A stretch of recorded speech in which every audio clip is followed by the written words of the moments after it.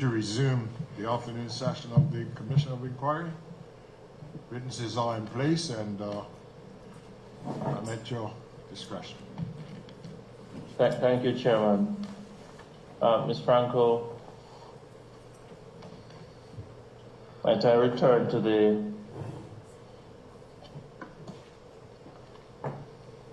slide 52, Secretariat?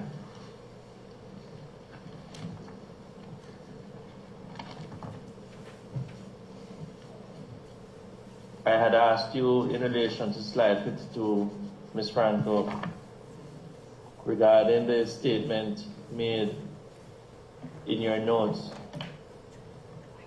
which is to be found at the fourth line of the notes as projected on the screen.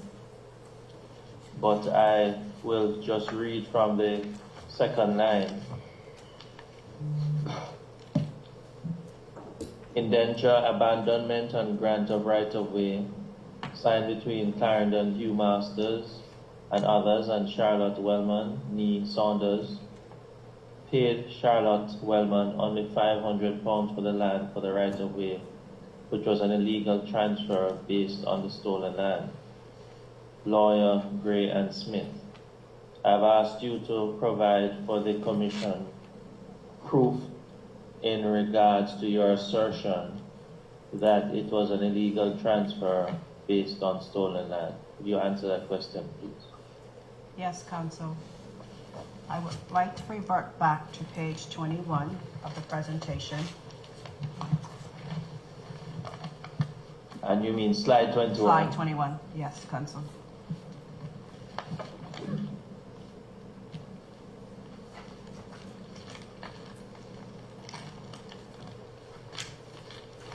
You may proceed, Madam. Before I mention slide 21, on slide 52, please note the date. It said dated sealed and sworn the 31st of December 1957. Now on slide 21, this is... I'm just going to, just for completeness, Secretary, could you just take us back to 52 first and then we will return to 21. Sorry. Yes, where are you pointing to? The first line says, date sealed and sworn the 31st of December, 1957. Please keep that date in mind. Just a minute. And where does that appear in any document? Do you have a document that shows a date 31st December 1957 other than in your notes here? I'm referring to the document that is on the right of the abandoned and grant of right-of-way between Clarendon Masters, others, and Charlotte Wellman. So 31st. Where it says the first three lines, can you just read it for us, 4 lines? This is to certify that the document herein, Annex Mark A. Here too.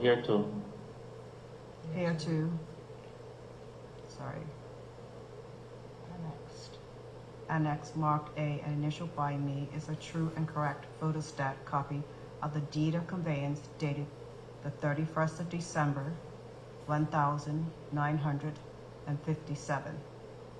Okay, that's the date. That's the date you asked us to take note of. Yes. Yes, thank you. Please revert to Secretary to slide 21.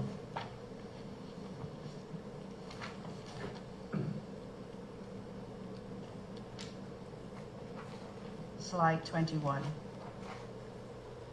As I mentioned before, this is a list of documents in the possession and owned by, list of documents in the possession of Grace Charlotte Phillips Oates, who owned property by inheritance. This document is dated July 23rd, 1937. The law firm at this time was Hallett and Whitney. These documents that Grace Charlotte Phillips had in her possession was land, property, referred to as Bosses Cove and Shorewood Park. If you look on this document, number 8, mortgage dated the 7th of June, 1834, from Captain W.L. Lightburn to Mrs. T and A. Ewing. This is the document that we was referring to.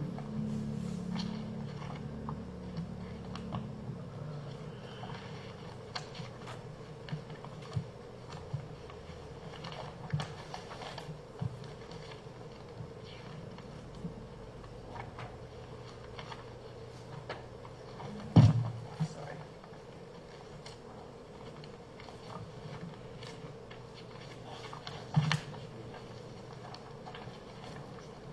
On page 54. No, not 54.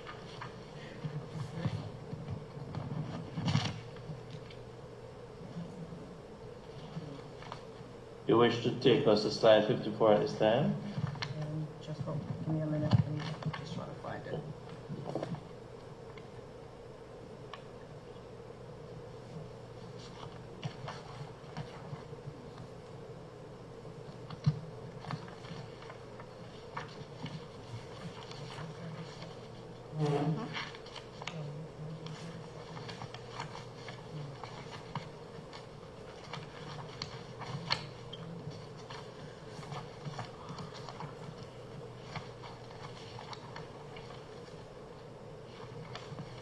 Page 49, 48.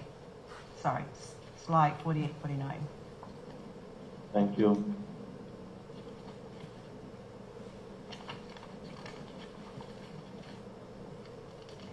Slide 48 and 49 refers to property that was in the possession and owned by Grace Charlotte Phillip Oates, which is the same property in which I mentioned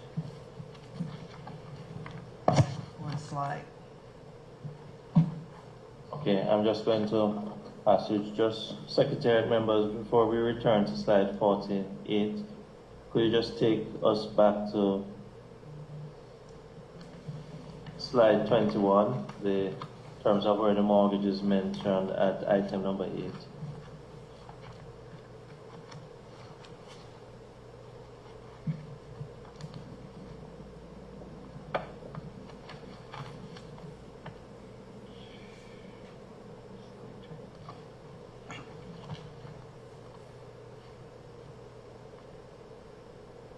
Yes.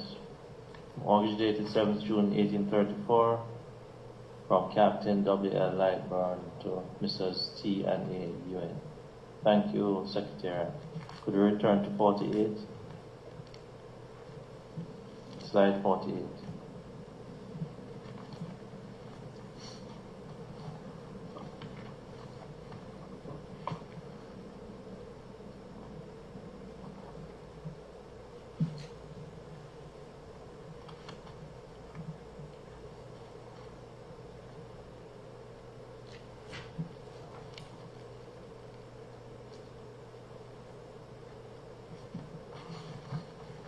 Yes, madam, we're back at slide 48.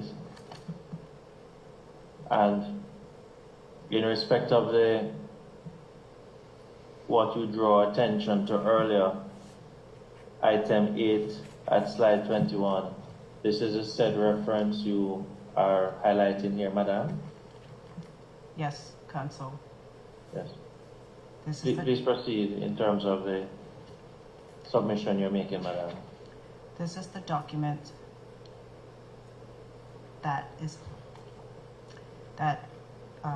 shows that Grace Charlotte Phillip Oates owned this property in Bosses Cove, Shorewood Park at the time, as of this date.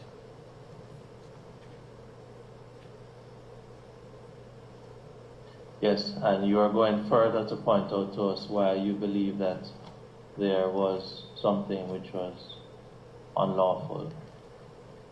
Yes, Counsel. So I will revert back to an earlier presentation where I stated that in 1935, a document that was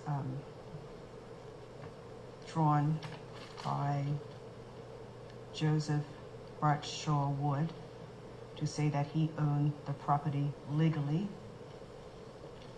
and he then sold it to Mr. Gibbons in Shorewood Park, who then further sold it on to other landowners in Shorewood Park. What document is that you referred to that you had made in an earlier presentation, Madam? That is the document conveyance on page 22. Slide 22.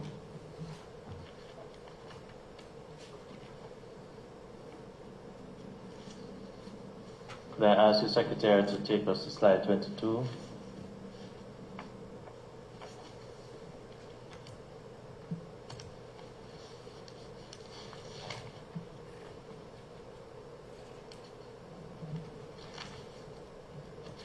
Whenever you're ready, Miss Frank. So this document shows that in 1930, on the 26th day of May, 1937, Joseph Bradshaw Wood sold 38 acres of Shorewood property, the first part to Edmund Grant Gibbons, the city of Hamilton, merchant, and Henry James Tucker, the younger, represented the Secretary of the Bank of Bermuda, Limited, and the second part, Edmund Gosling Gray of Paget Parish, was the barrister and attorney.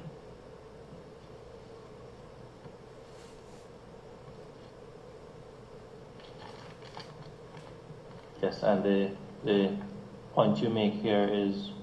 The point that I make, and as I mentioned earlier, that my great aunt lawyers were Hallett and Whitney, Gray and Smith, Charles Vercrossan, Apley Sperling and Kemp, Smith, Bernard and Deal. And the reason why I'm stating this is because the attorney, Edmund Gosling Gray, was her lawyer back in 1956. And prior to that, when he put her death notice for her estate in the papers, and Hallett, Whitney, and Patton was her lawyer from 1934. I also would like to present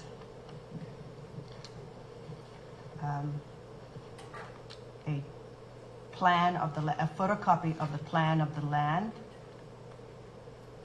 which I found in my documents. And it is a plan of the land belonging to the Shorewood property. It says C deed of 1845. It was surveyed back in 1932, and then it was further amended in 1935. This document that you referred to, Yes.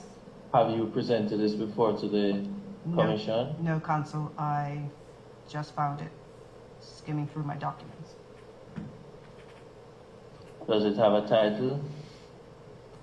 It says, it says island belonging to Shorewood property, but I'm referring to the entirety of the plan.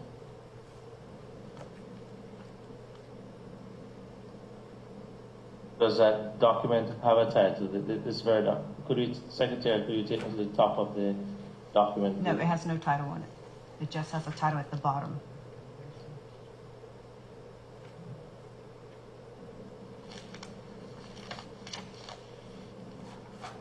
Could you take us a little further down where it has surveyed?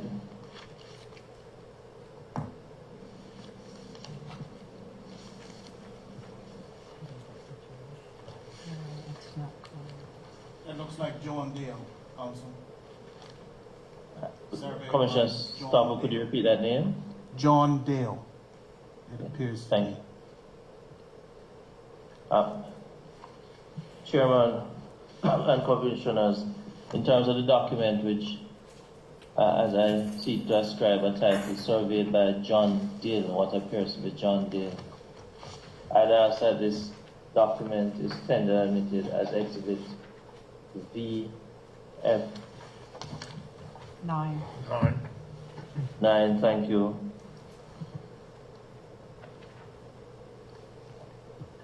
Could you, Ms. Franco, could you just remind us what you purport this document to represent and how it aids in your submission, Madam? This document represents the title deeds or conveyance transfers that my great aunt Charlotte Grace Phillips Oates had in her possession in 1934.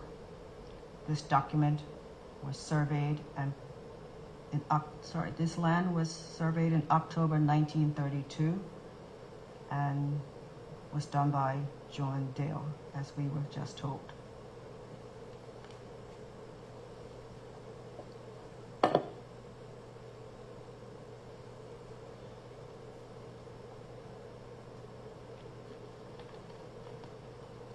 In respect of where I had started off by way of questioning and asking about the assertion made by you, submission, in respect of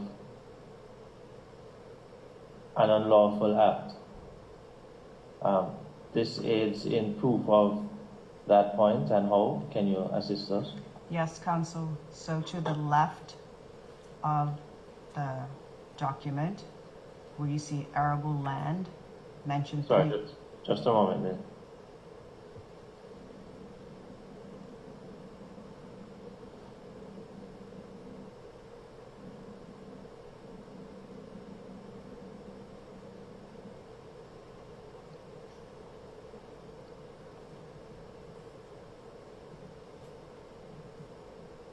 Right there.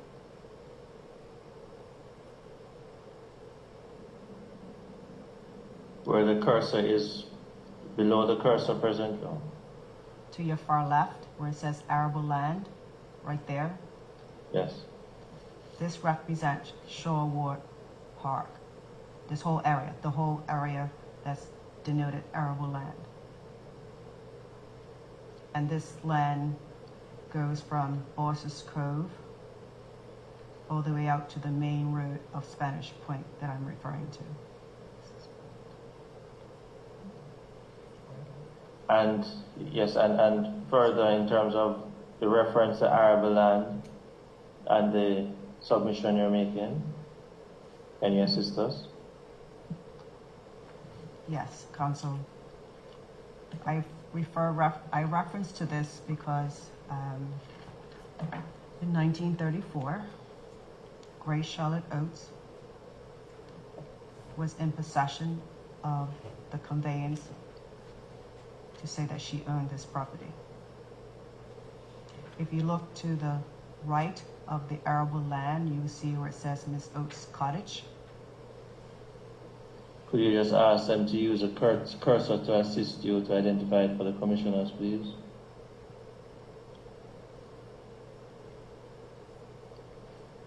Go up. Right there.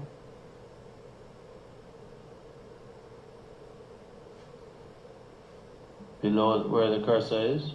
Yes, that is the property owned by Ms. Oates, it's as denoted on the document.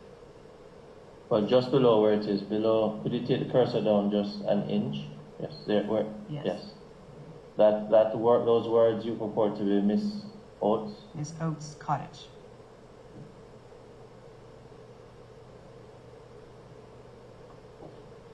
Yes. You may proceed, madam.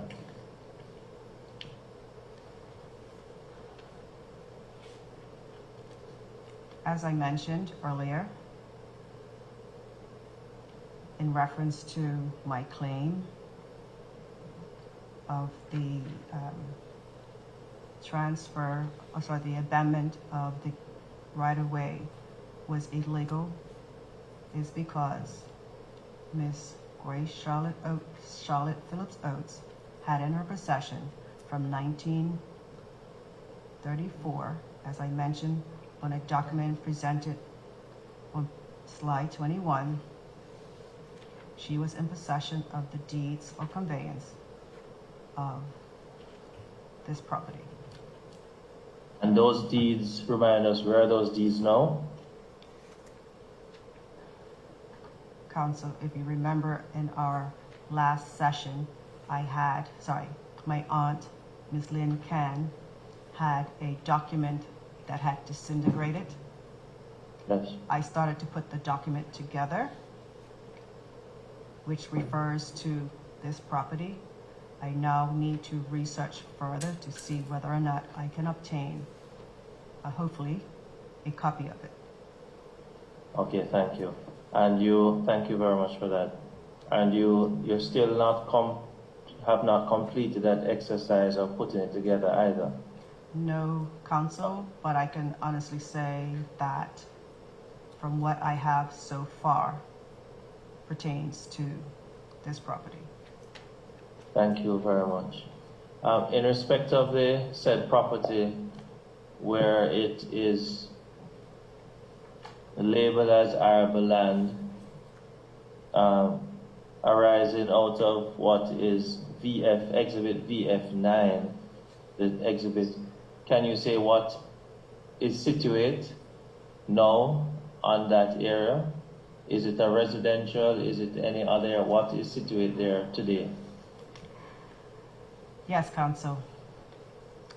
Further research I have obtained that this area in 1956 was rezoned from residential 1 to residential 2.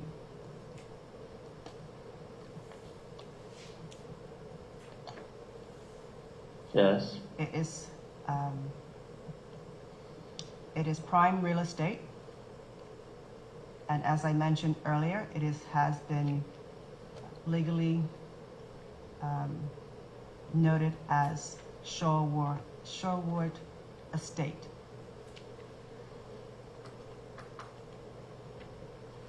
Are you able to say to date what is actually on that area now today in 2021? Yes, Council. And what is there now, Madam? There are residents. It is waterfront view, waterfront properties. Thank you.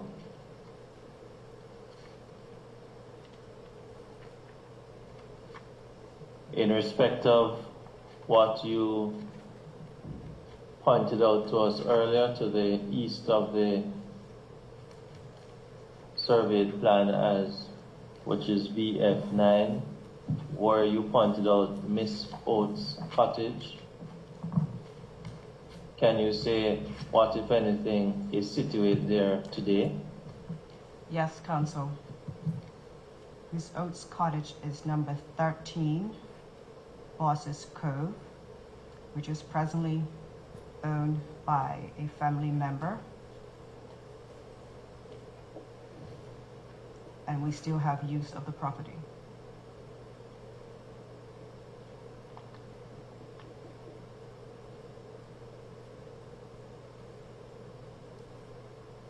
Thank you. Council, I'd like to make one more note in reference to this document. VF9, please proceed, Madam. The property adjacent to number 13, Boss's Cove, is number 11, Boss's Cove, which I spoke about previously. Could you just assist us with by directing the Secretariat member who has the cursor where exactly you are making reference to, Madam? If she goes up a little bit to the next diagram, right there.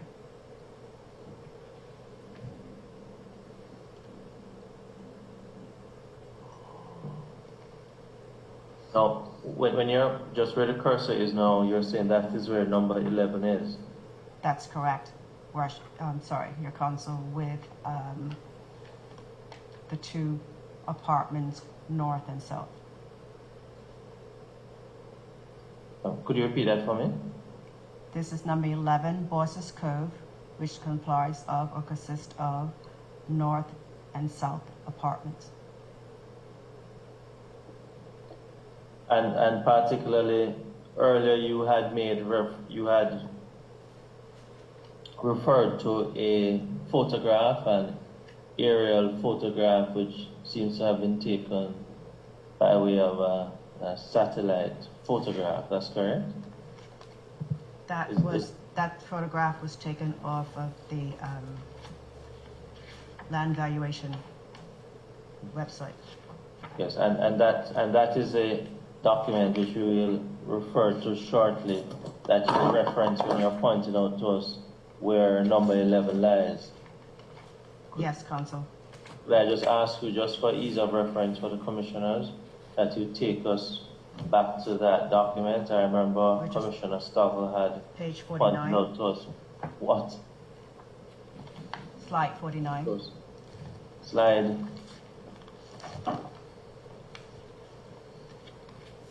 Slide 39. 49. 49. Thank you.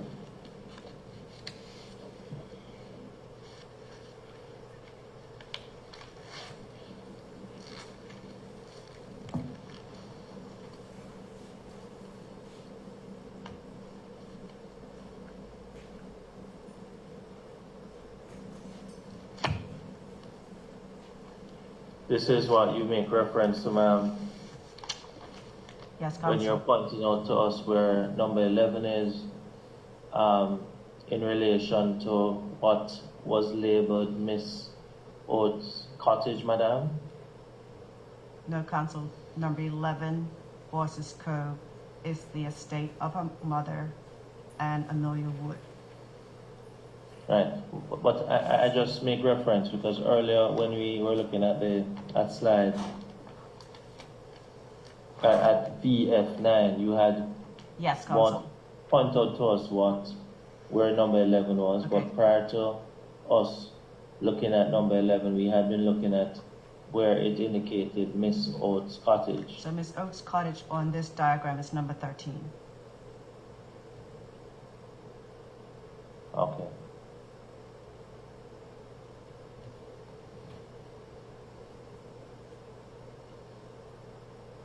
Probably just from the way it was presented, I got the impression we were moving northerly in terms of you showing us number 11. So I was making reference to something that was to the south of number 11 there. Okay, so if in reference to this, to the number VF9, number 18 is where Shorewood Park property starts, Okay.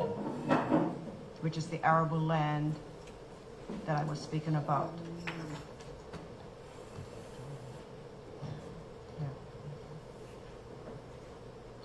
I think it's just if I were to probably turn what is represented now in a anti-clockwise direction, Mr. Stovall, and have number 15 as a base. I suppose it would represent what we were seeing earlier. I think it's just our view that we have now in terms of what the witness is indicating.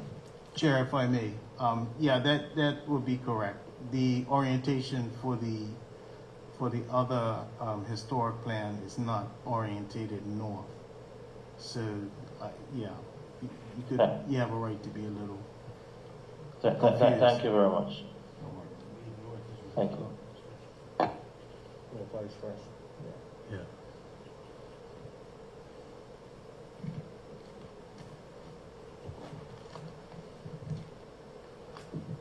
But just in closing, Madam, for the benefit of the commissioners, and in relation to the point submission that you're making, you would like them to have a look at slide 49 and VF9 together in terms of understanding exactly what you're saying. Is that what you're saying? Would you adopt that, Madam?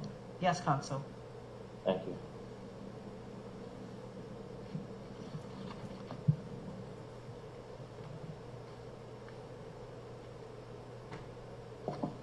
Thank you.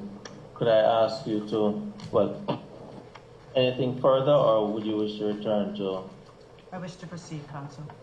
Thank you very much. Could you take us then back, Secretary, I'm sorry, to slide 52, is it? Yes.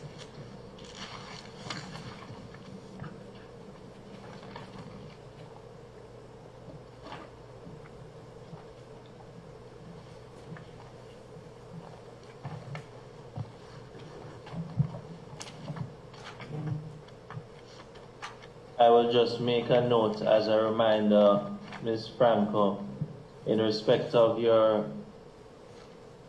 the exercise you're conducting to put together that deed which you had on the last occasion and which you had indicated was in parts. In addition, you did mention that you were going to do some further research to obtain some further documentation in this regard. Yes, Council. How do you think you could complete that exercise in a week? I will do my due diligence. Thank you. We'd appreciate it. I know time is not our friend these days. Thank you so much. Thank you, Council. Anything else you'd like to draw attention to in relation to slide 52, or would you like to move along? I'd like to proceed, Council, to slide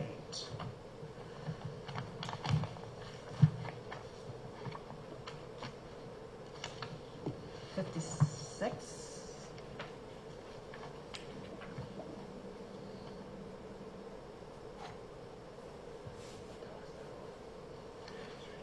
You may proceed, Madam.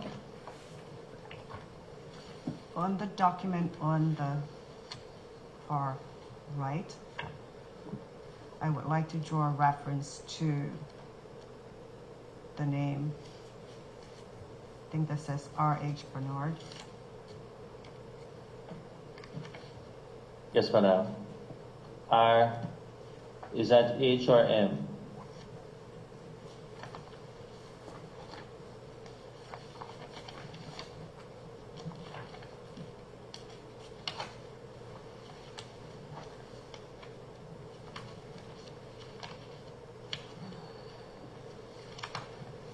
It's a M, L, R.L. Bernard.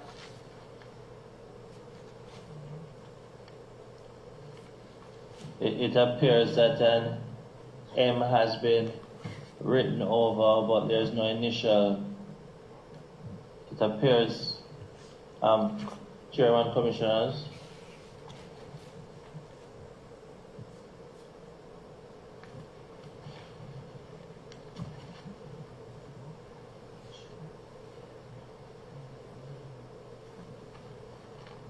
And the reason why I make reference to this, Council, is because my great aunt also had a lawyer, Bernard.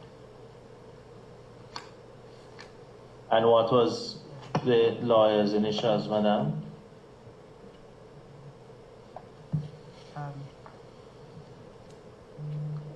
I don't know, Council. I cannot confirm what they were. I just know it was Bernard, Smith, Bernard, and Deal. Okay, thank you. You may proceed, Madam.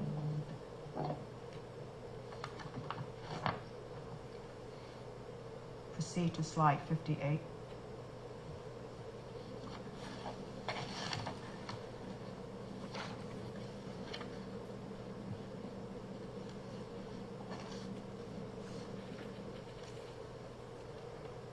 You may proceed, Madam. is still in reference to number 11 Bosses Cove Road, Pembroke. This is a document sealed and sworn on the 27th of August, 1957. It's an indenture dated the 27th of August, 1957 between Ambrose Ball, first part, and John Macmillan Stevenson Patton, the second part. This was signed by Ambrose Ball and Eunice Ford and John Patton for £1 paid by John Patton. This document refers to the estate of Charlotte Oates' will that was made on the 11th of February, 1956, revised 3 months before her death on the 24th of May, 1956. Okay. Now, you have stated here in the very last paragraph, this document could not have been a part of Charlotte's Oates' will. That was made 10th February 1956. You're saying it could not have been, or it was not? It was not. It could not. It was not a part of her will. I think that's right. And when you make the point that it was not a part of the will, you say that to what exactly? I say the that fact to that it was not. What exactly are you submitting? I say that to say because this indenture refers to the will of Charlotte Oates. And by reference to the indenture, by reference to Charlotte Oates, you're saying that is true or untrue? That it's not true because the property was transferred for £1 to John Patton.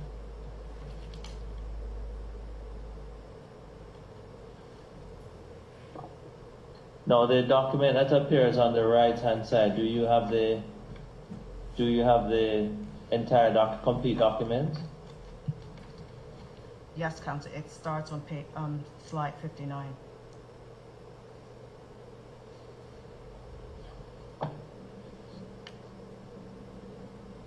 And what appeared on the previous slide 58 was just an extract of what appears on 59. Yes, Counsel.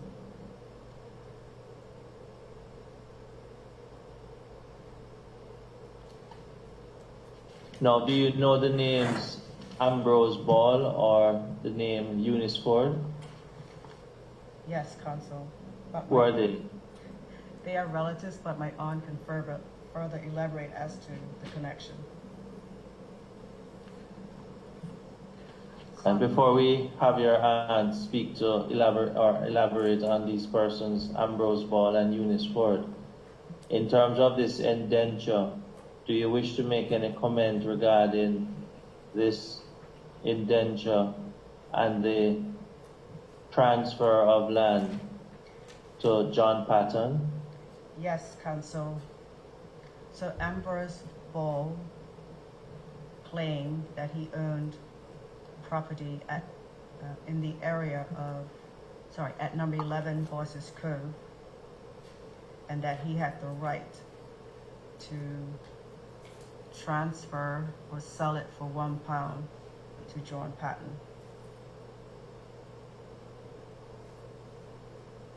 And you're saying your view is that he did not, or he did? He did not. He did not have the right. He did not own the property.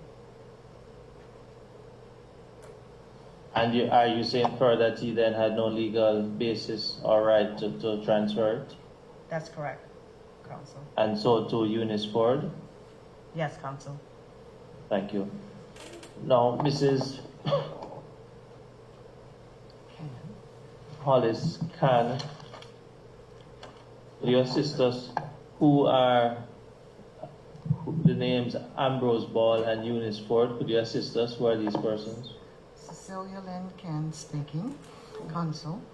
Thank And because I have been around a lot longer than my niece Velda, I knew of these people, and I knew what the relationship to my great aunt Charlotte Oates was. She did have a half sister who had children, and Eunice Fort was a cousin to my mother on the same level as my mother. Ambrose Bowl, I do believe, was her father. And then how would Eunice she be Fort's related father, to, because Eunice was a what's the Bowl. direct relation? Pardon? That would make her your, Ambrose Bowl would have been a cousin to, or a nephew or something to Charlotte Oates. thank you. And Eunice Ford? Eunice Bowl Ford, she was Neve Bowl.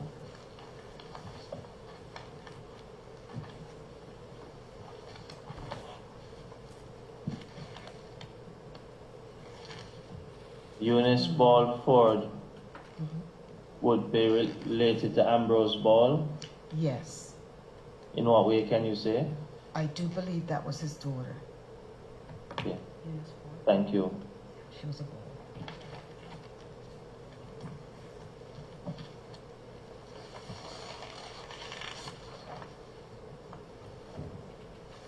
So, Chairman, in respect of the names Ambrose Ball and Eunice Ford,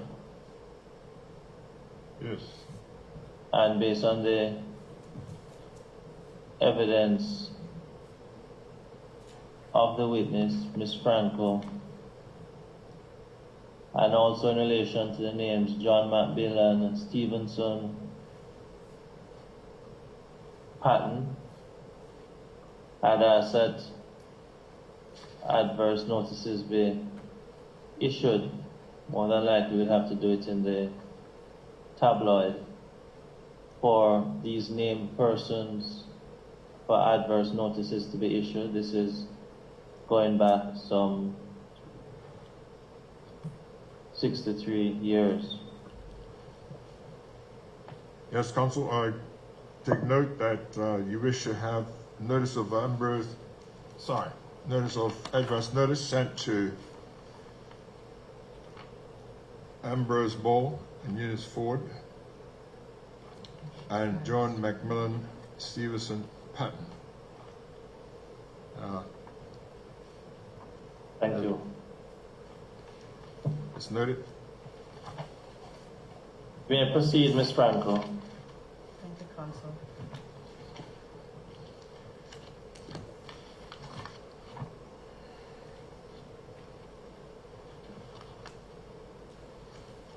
Would you like to take us to the slide 60, Madam? I'll fast forward, Council, to slide.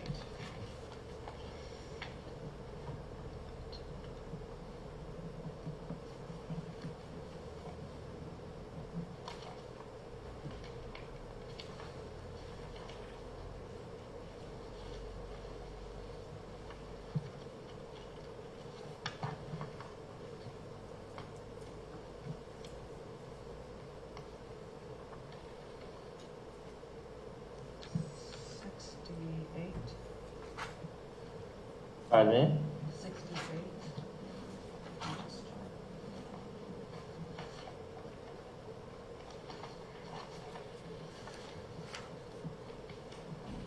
Slide 68.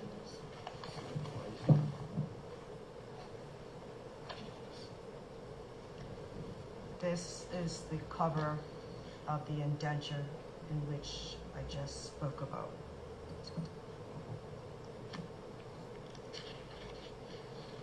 Thank you.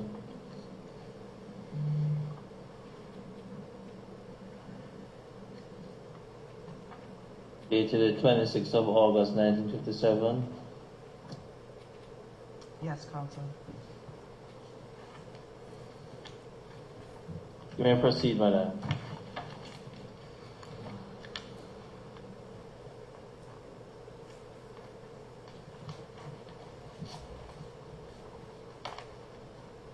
Could you take us to the, could I see the left side of the slide, please? The extreme left.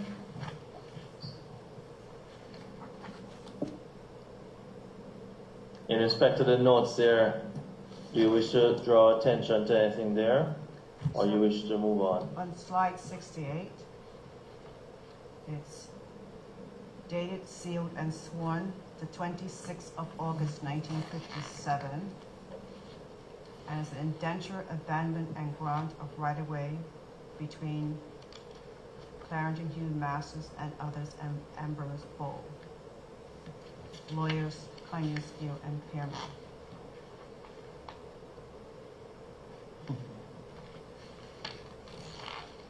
This property was in the possession of, this property was conveyed to Grace Charlotte Phillips Oates.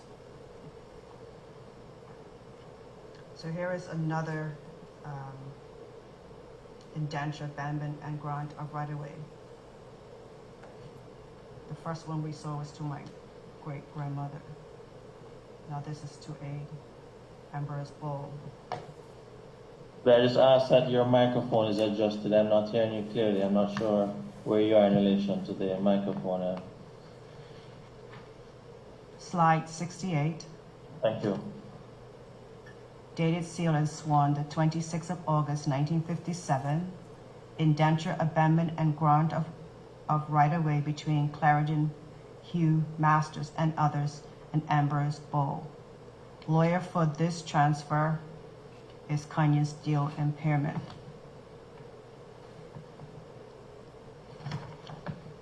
Now, in respect of this note that you have added in respect of slide 68, and specifically in relation to the abandonment and grant of right-of-way between Clarendon Hugh Masters and others, and Ambrose Bull, are you contending by way of your submission that they did not or did have the right to enter into this abandonment and grant of right-of-way? Ambrose Bull did not have the right to agree to this. And you say that for the reason that the deed for this property or ownership for this property vested in your relatives. Yes, Counsel, it was owned by Grace Charlotte Phillips Oates. And as far as you know, going further, there's no documentation or anything to suggest that permission was given or authorization for Clarendon, Hugh Masters, and others, and Ambrose Hall to enter this indenture. Is that what you're saying, Madam? Yes, Counsel. Thank you.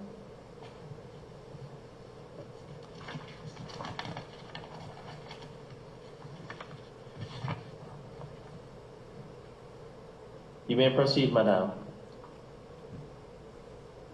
We can continue on to slide 73.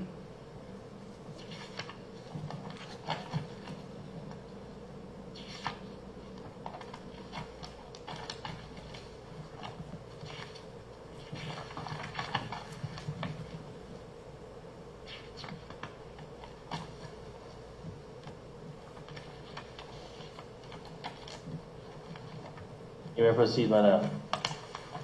Slide 73 represents a civil jurisdiction in the Supreme Court of Bermuda, dated June 1962, judgment. In the Supreme Court of Bermuda Civil Jurisdiction, 1961,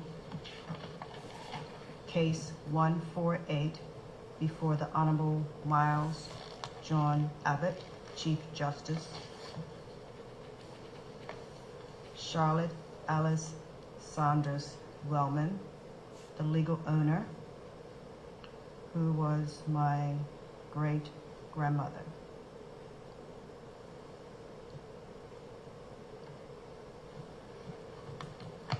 I will read the document.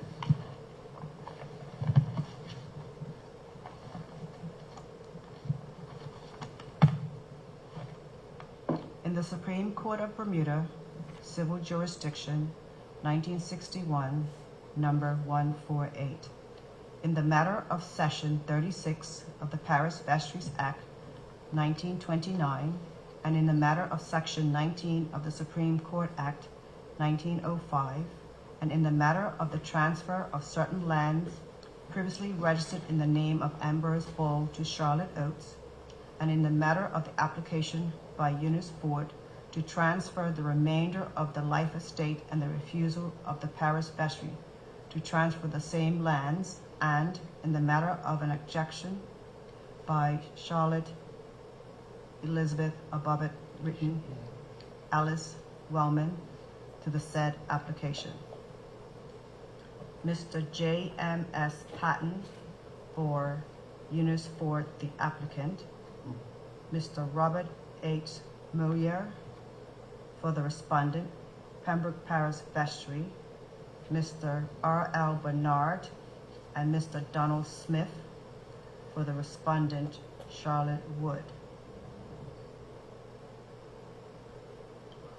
Before the Honorable Miles John Abbott, Chief Justice. Judgment. This is an application to make absolute a rule granted under Section 36 of the Parish Vestries Act, 1929, hereinafter called the Act, calling upon the Pembroke Parish Vestry to show cause why the transfer of certain land at Bosses Cove, Spanish Point, hereinafter called the land in dispute, should not be made to one Eunice Ford, hereafter the applicant, in accordance with the notice given by her. The land in dispute is shown in blue color on the plan hereafter called the plan, annexed to the probate of the will of one Grace Charlotte Philip Oates, hereafter called Miss Oates.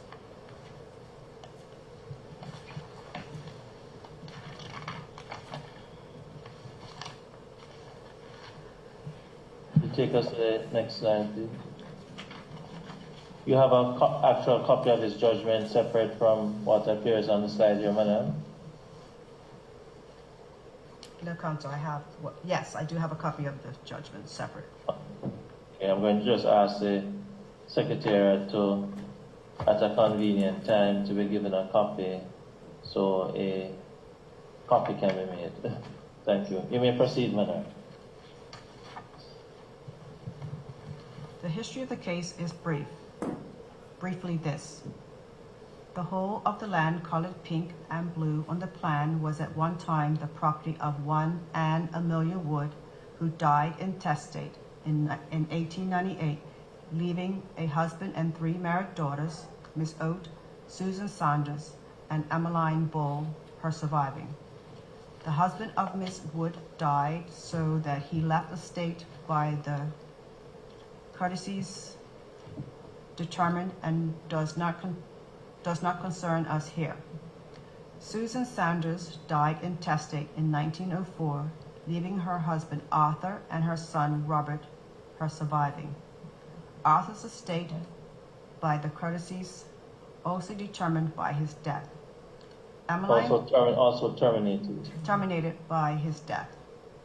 Emmeline Bowl, then the owner of one undivided third share of the land colored pink and blue on the plan, died intestate in 1902, leaving her husband Daniel, hereafter called Daniel, and her son Ambrose, hereinafter called Ambrose, her surviving. It is common ground that on 6th of June, 1927, Robert Sanders conveyed his one undivided third share in the property colored pink and blue on the plan to Miss Oates, although the deed, like the majority of the deeds related to this case, is lost and cannot be traced.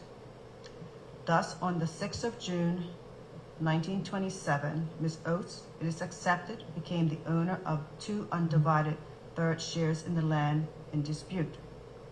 It is also accepted that Daniel Bowl died, his life estate thereby determining.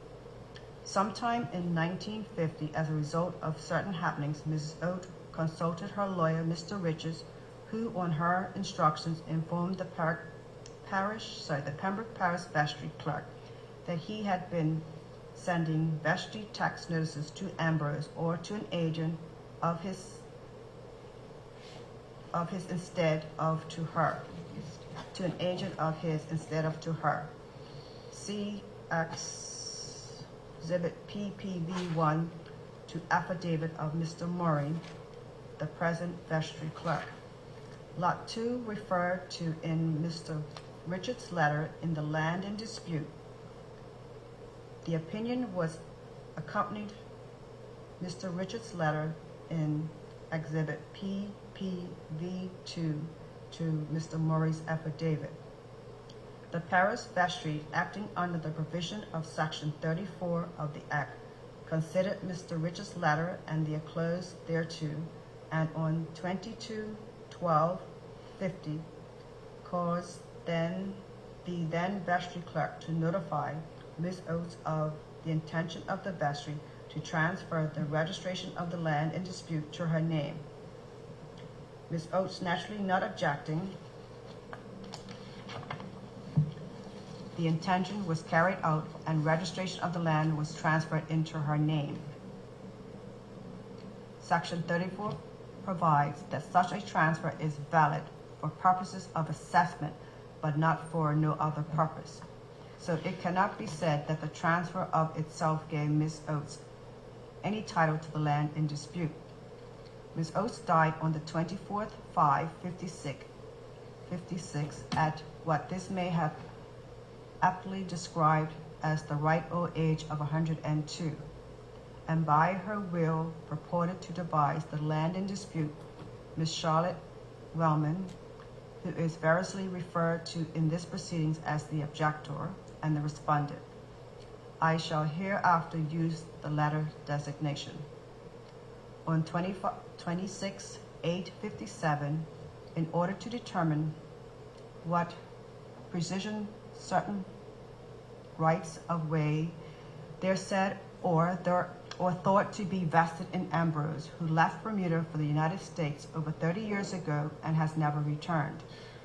Then the then owners of the servant tenement and Ambrose entered into a deed whereby Ambrose gave up what was alleged in the deed to be his right of way, up to that time ill-defined, over the servant tenement, and was in exchange granted a defined right-of-way as shown on the plan and annex to this deed. On the following day, 27/8/57, Ambrose purported by a voluntary conveyance to use the grant and convey the land in dispute. Not I must point out, merely has undivided third share therein. To his solicitor, Mr. J.M.S. Patton, under this deed, Mr. Patton was to hold the property to the use of Ambrose for his life, and after his death to the use of the applicant, who thus became entitled in remainder. Ambrose, I gather, is still alive. The applicant's case is that Ambrose acquired absolute sole ownership of the land in dispute by virtue of a deed said to have been executed in July 1927 and made between Miss Oates and her husband John Oates, Daniel, and Ambrose, whereby the parties of the first three parts release all their respective interests in the land in dispute to Ambrose. The respondent's case is briefly that Miss Oates acquired one undivided third share in the land colored pink and blue on the plan by descent as one of the heirs at law of her mother, Miss Wood. Undivided third share by conveyance, thereof by Robert Sanders, and the third undivided third share by conveyance from Ambrose, and that she thus became sole owner of the whole property of the of the land. Now, what is it that this court has to decide in this case? As I see it, I have to decide on the evidence before me if the rule calling unto the best to show cause why the transfer to the applicant should be made absolute or to be discharged. It would be wrong of me, in my opinion, to express in this judgment any view as to the validity or otherwise of the numerous documents whose validity has been called in question before me. That may fall to be decided thereafter in another kind of proceedings. I deliberately refrain from expressing any such view. I hold on the evidence before me that the ruling called upon the best to show cause must be discharged. The applicant must pay the cost of both the vestry and the respondent. I desire to emphasize in coming to this decision, in case I have not already made that clear, that the judgment does not confirm or impugn the validity of the title sought to be set up by the applicant and the respondent. Chief Justice, June 1962. Now, Madam, you refer to this judgment, sorry.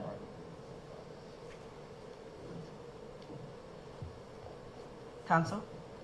No, I'm just waiting on the chairman who was having a quiet word before Yes, I continue. Counsel, I was having a sidebar. If you could repeat your comment. Yes, certainly. Ms. Franco, this judgment that you brought our attention to, and especially more so the ruling of the Honorable Chief Justice then, you bring it to our attention to say what exactly do you wish to bring to the attention of commissioners at this time in relation to this judgment? I wish to bring to attention, counsel, that Grace Charlotte Oates was the legal owner of this property, even though the Chief Justice didn't come to a conclusive decision. And based on your understanding, and if I could just be taken up the page, the said page, just if we could scroll up a bit. Thank you.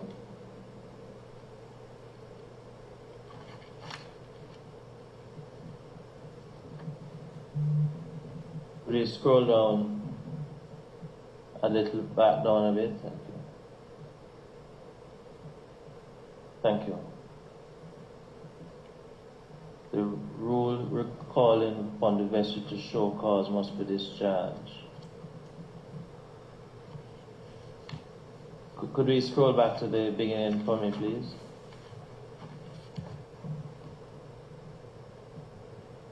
The beginning of the judgment, please.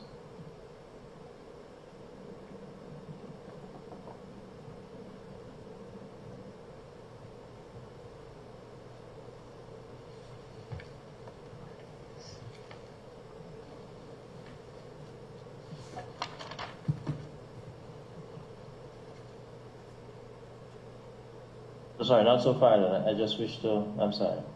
Yes, where it says judgment. Could you scroll down a bit, please? Thank you.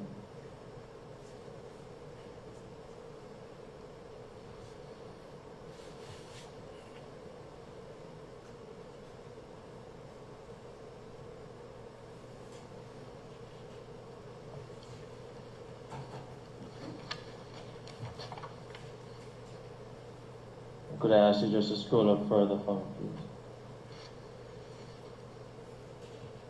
To the very top. Thank you. Thank you. Thank you.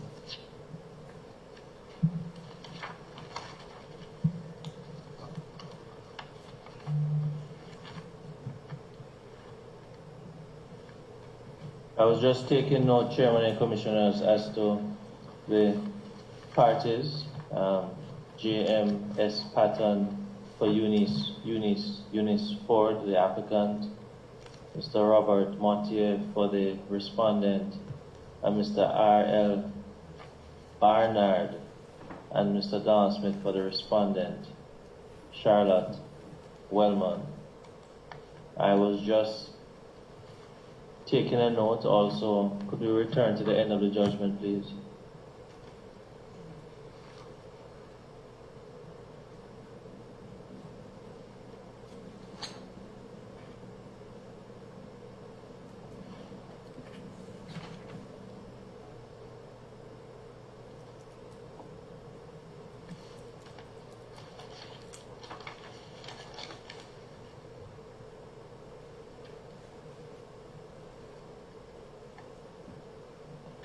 In this case, Mr. Chairman, the Chief Justice indicated the applicant must pay the costs of both the vestry and the respondent.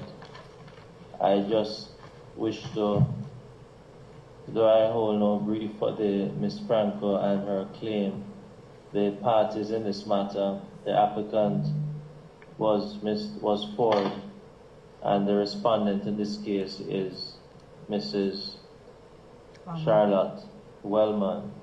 The ruling of the court was that the applicant, that's Ford, must pay the cost of both the vestry and the respondent.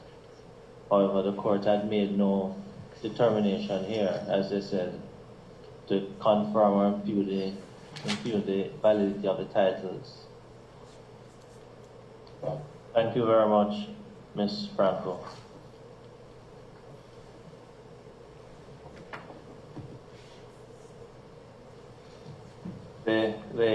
The copy of this judgment, Madam, you have it there that you could pass to the Secretariat so they may copy it. Yes, Counsel.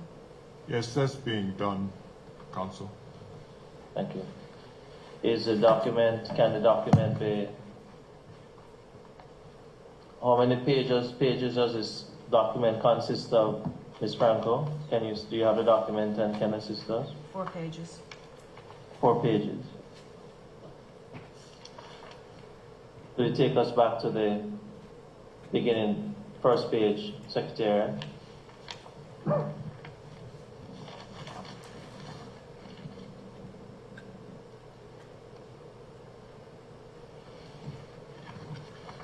So, Chairman, I just asked that the document yes, thank you.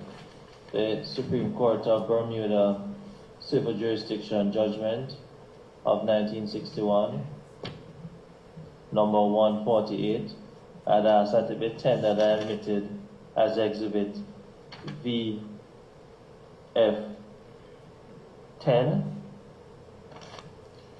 Yes, Counsel.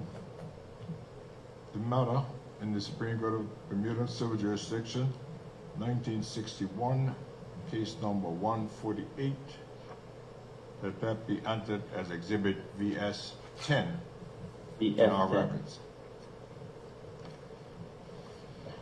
Thank you very much. Would you like to take us to the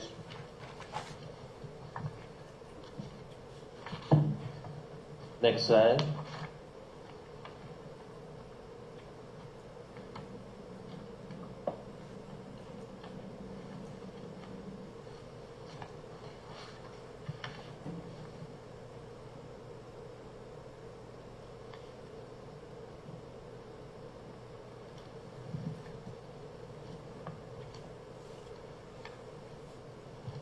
You may proceed, Madam.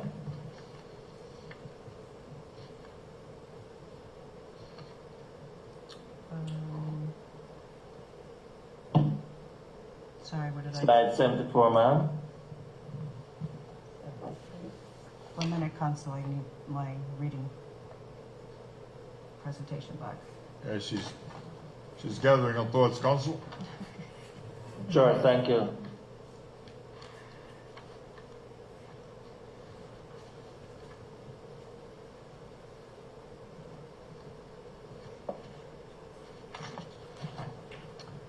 Okay, so we're on slide 77. Yes. slide 77 refers to the last will and testament of Charlotte Alice Woodwellman, dated the 7th of February, 1967. From paragraphs 3A inclusive, states on her death, the above-mentioned property is left to her grandson, George Stamford Llewellyn Hollis, fee simple. You're reading from the document. Can you just direct us? Is that where you're reading from? So, number 3B, which is just halfway past the middle.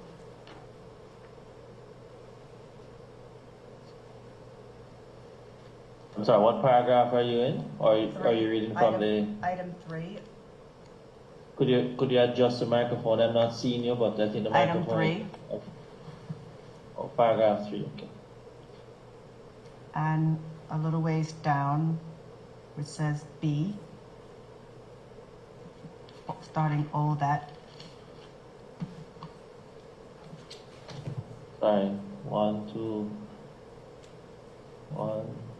3, 4, 5, 6, 7. Keep going down to B. Right there. Okay. Oh, 3B. Yes, thank you.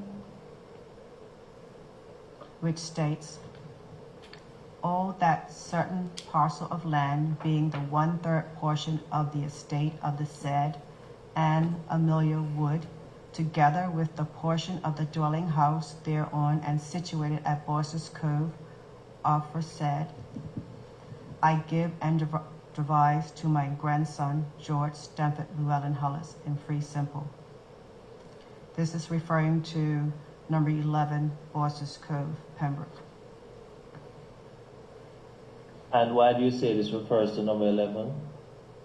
Because number 11 is the estate, is the original homestead of Anne Amelia Wood. It is the dwelling in which Grace Charlotte Phillip Oates was born. Thank you. Thank you. Now, can you just take us back to 3B? Can you indicate George Stanford Llewellyn Hollis? How is he related to Mr. Hugh Hollis? He is our late father. Was. Thank you.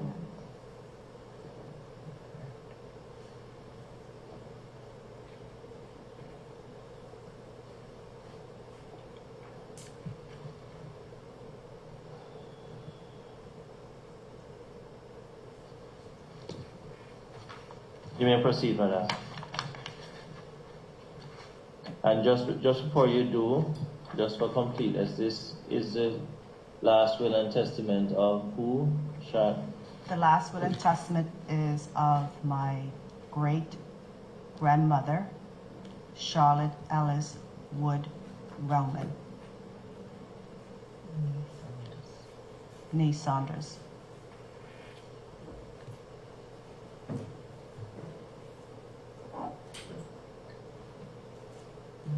Thank you very much. You have this document by itself with you? Yes, Counsel. Thank you. I ask that.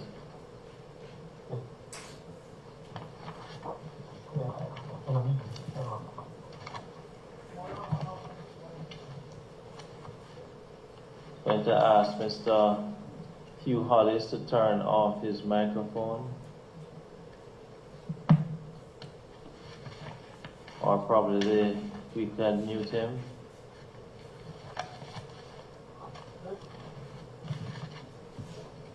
So the secretary mute Mr. Hollis.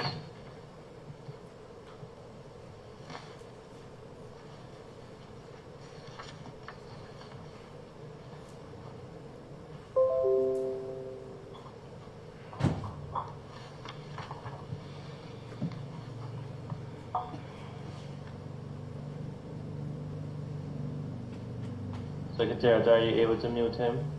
Can you mute Mr. Hollis, please? Thank you.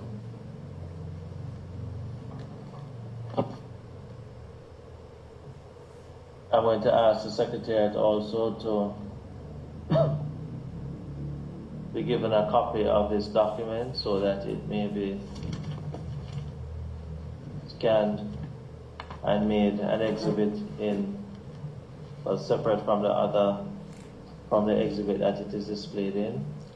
Yes, Council, I take it that you wish to have the Secretary copy the last will and testament of Charlotte Alice Woodwellman. I do, Chairman. Yes, we'll get that done.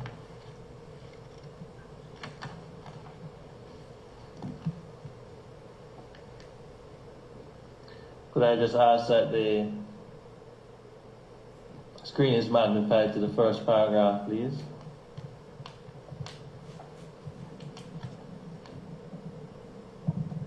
Thank you.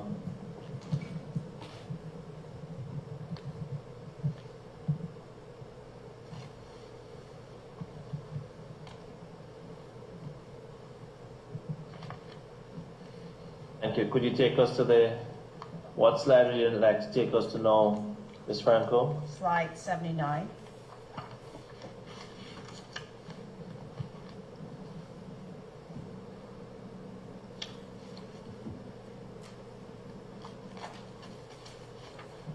Slide 79 refers to, in the last will and testament of Grace Charlotte Phillip Oates, dated the 10th of February, 1956, from paragraphs 4th to 7th inclusive, states on her death the above-mentioned property is left to Charlotte Alice Woodwellman Absolute, her niece, in the Supreme Court of Bermuda, dated the 28th of September, 1956, probate for the last will for Grace Charlotte Phillip Oates.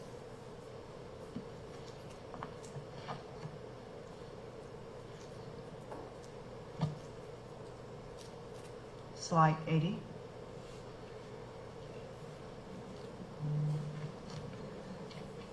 There's nothing else that you wish to refer to on 79. You'd like to go to 80?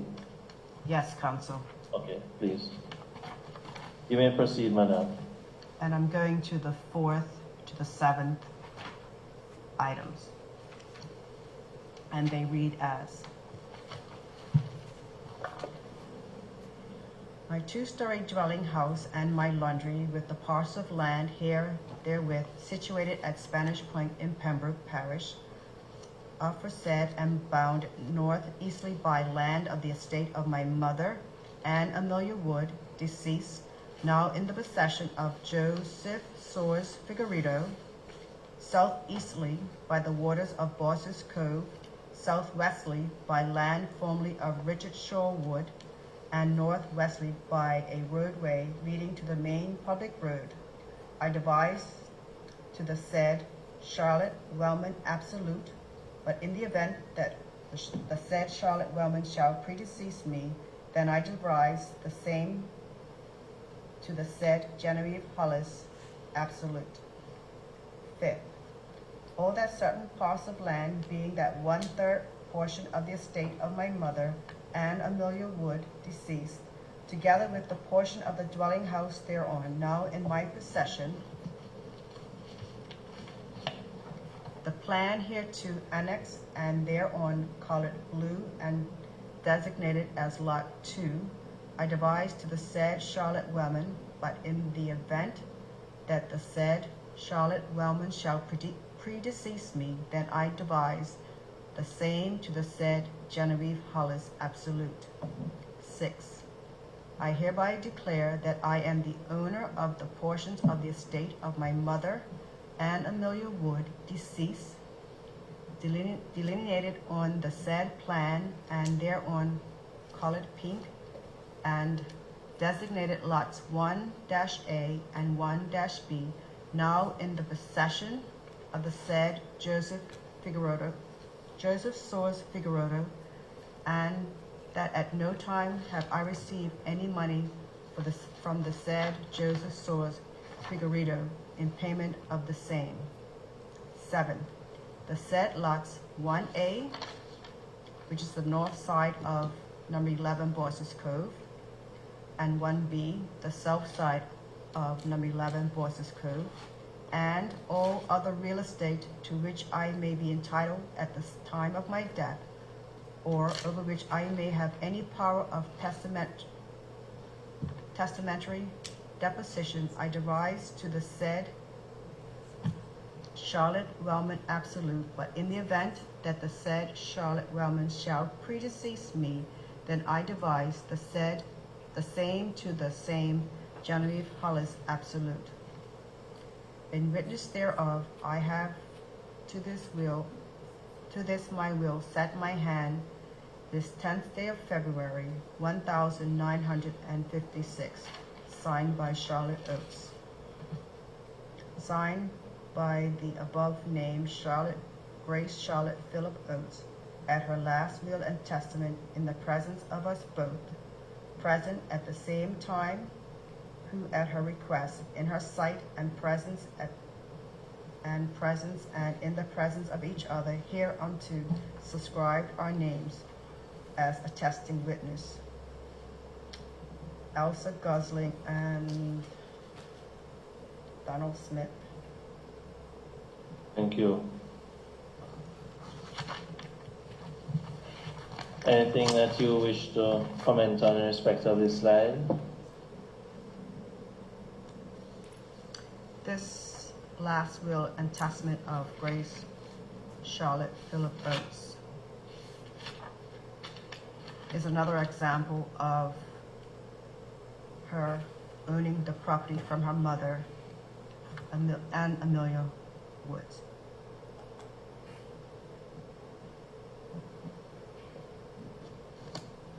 And in respect of intention, is there anything that you wish to comment on? Yes, Counsel. In reference to this will, number 6, I will mention once again that Joseph Soares Figueredo at no time purchased this particular property from my great aunt, Grace Charlotte Phillips Oates, and at no time did he give her any money for payment for the same property.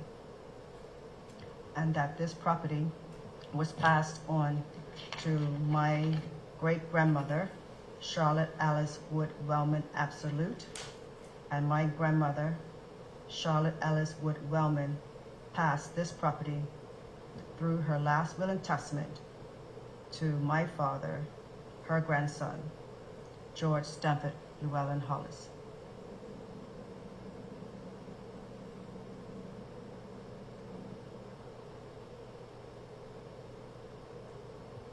I don't know if I'm going ahead of myself and you in respect of your father.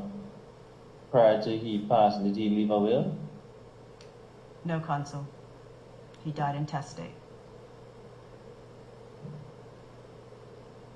And have you, even as I say I'm going ahead, have you done anything in terms of applying for letters of administration in that regard? We have not probated his estate as yet. It's in the making. Thank you. When, just as a reminder, when did he pass? Excuse me. He passed on the 24th of September, 2020. Oh. My condolences. Thank you. You may proceed, madam. On slide 82,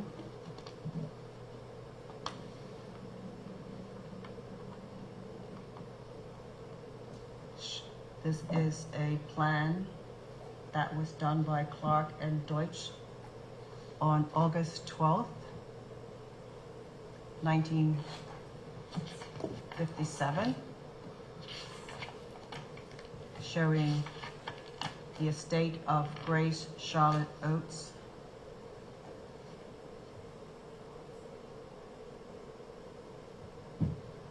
and the properties also denoted by Alfred Soares, who was living there at the time, in the house in which she grew up, in which she was born, which was the estate, and also Ambrose Bowl, that is one property.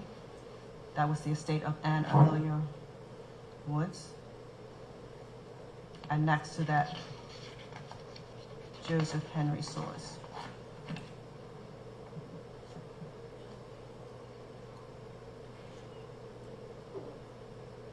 Thank you. Just one moment, please.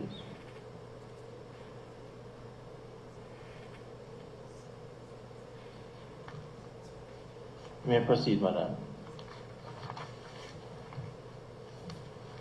Slide 83.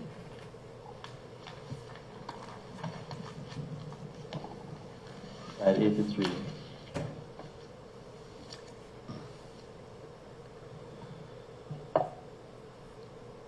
This is part of the slide that I showed on 82. It's a plan of land of Sherwood, Spanish Point, Pembroke. It was done in August 12, 1957 by Clark and Doyce Engineers and Surveyors of Bermuda.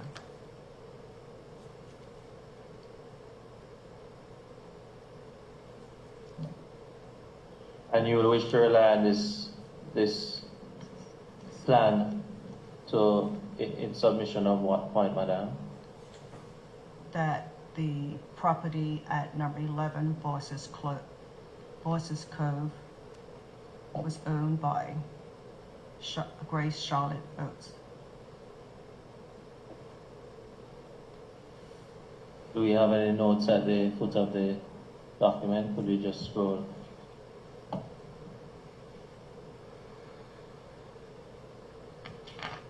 Do you have the actual plan? Yes, Counsel.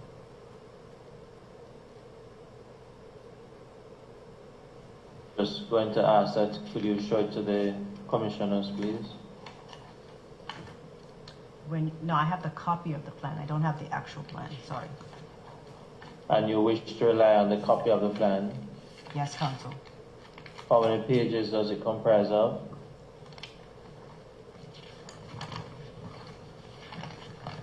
Part of this presentation is 2, 3. There's a few pages, Counsel.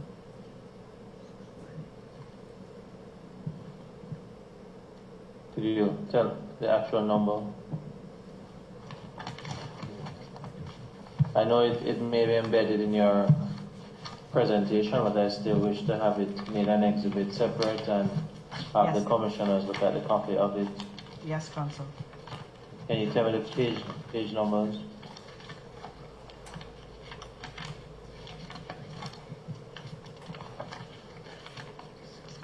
The number of pages, I'm sorry.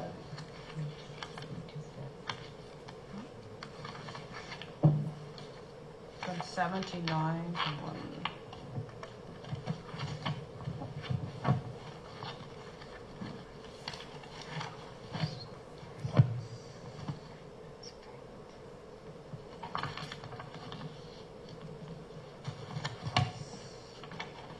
Seven pages, Counsel. Okay. And the cover page, does it bear a title? The cover page starts on slide 79.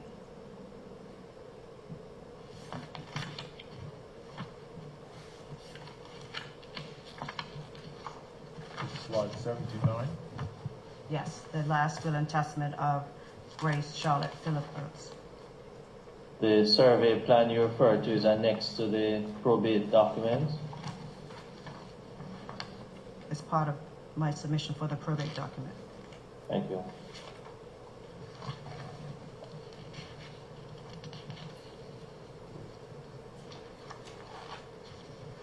I'd ask, so Chairman, that the document comprising of 7 pages, a copy of the plan at Shorewood, Spanish Point,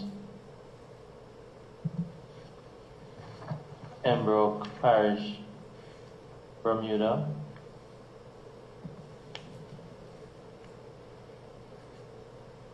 It's dated August 12, 1957. And asked that to be tender admitted as an exhibit VF 11, 12. 12. And I ask that it could be shown to yourself and your fellow commissioners. The number would be 11 or 12? 12.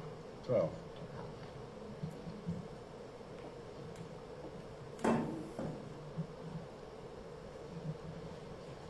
So done, Council.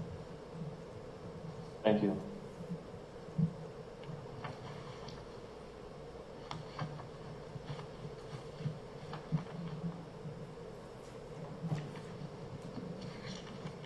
And I'd ask the Secretariat to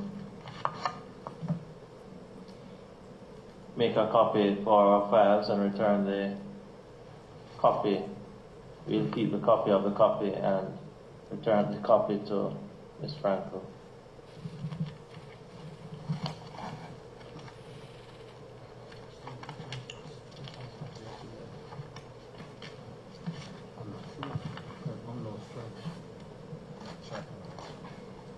Council, I just wanted to double check the number of the exhibit.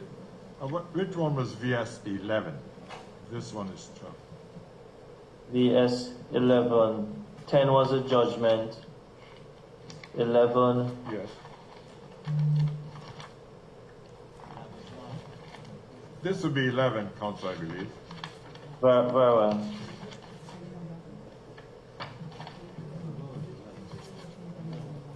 The real was 11?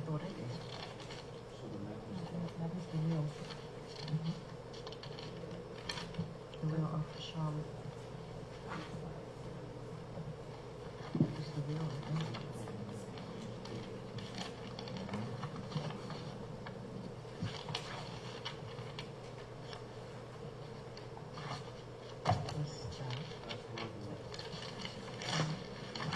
Okay.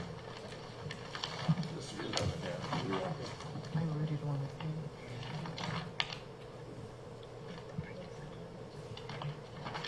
Yes, the real. The last will of great grandmother Charlotte Alice Hollis Wellman. That was not made an exhibit, is that correct? It was not designated as an exhibit, that's correct. It was Counselor? not.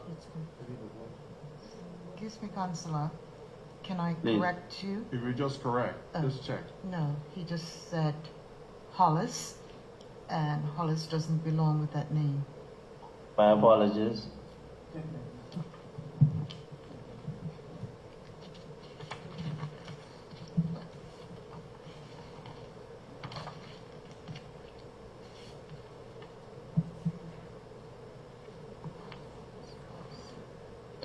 Chairman, I was just trying to, what is projected now on the screen, the Charlotte Alice Woodwellman. This document was this made an exhibit earlier, Chairman? That's what I was trying to ascertain. Yeah, the indicating the experts, sir, are indicating that that's correct. It's 11. Good. Okay, so the 12 is the plan of the, 12 is the plan, yes. Yes, thank you.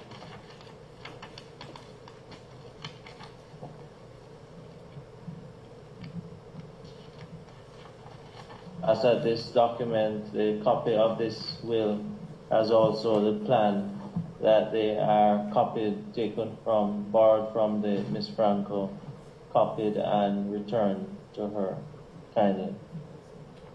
Yes, Council, that will be done. You may proceed, Ms. Franco.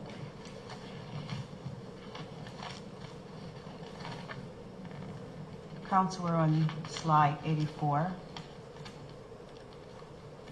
The next few slides will only for referencing, reiterating the property of Grace Charlotte Phillip Oates. Thank you, Madam. In reference to number 11, Bosses Cove.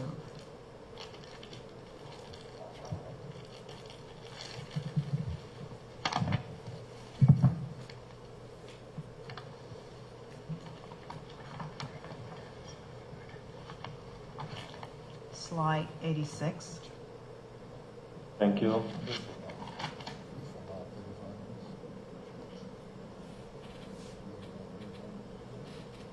This refers to plan of land dated the 4th of June, 1958, surveyed and plotted by TMDB Goudet for Bosses Cove, Lot A, number 18, and Lot B, number 7. Note, 3 months later, the estate of Anne Amelia Wood had been drafted with the name of Joseph Source. And you made the point that this is 3 months after she made her will and had distinctly indicated that Joseph Suarez Figueroa did not pay, nor did he in any way own the land. That's correct, Counsel.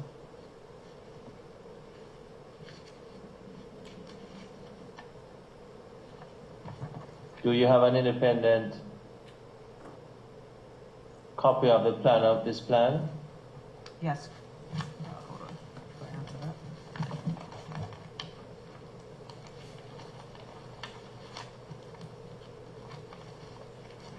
Yes, Counsel. How many pages does it consist of?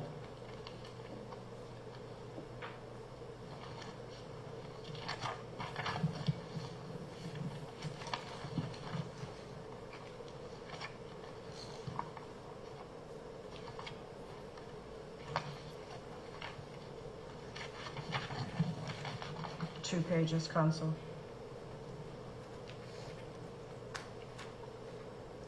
So, Chairman, the plan of land in Pembroke Parish referred to in the, as is labeled, referred to in the annexed indenture, surveyed and plotted by Jeff Baudet, sorry, is it Gaudet? Goudet. Goudet. Gaudet. TMDUB Goudet. Thank you. Yes, Counsel. Application is at it bit tendered and admitted as exhibit VF13. That will be done, Counsel. Ask that the Secretary also make a copy of this document.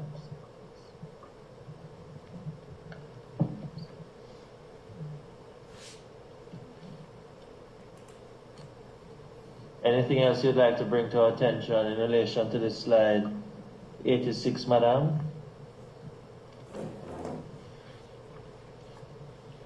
No, Counsel.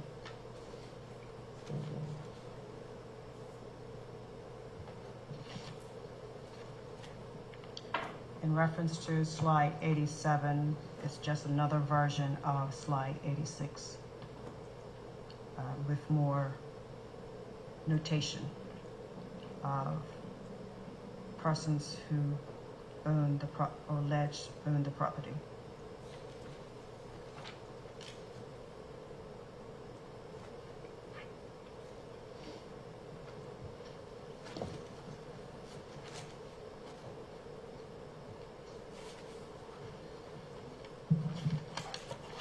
Now, based on the area that is,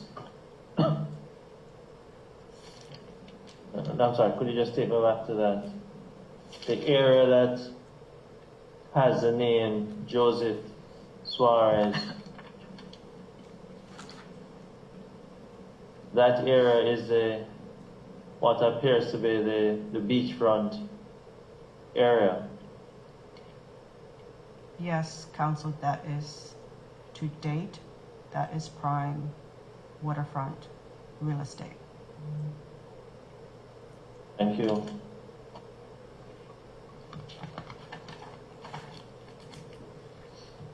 You may proceed, madam. Slide 88.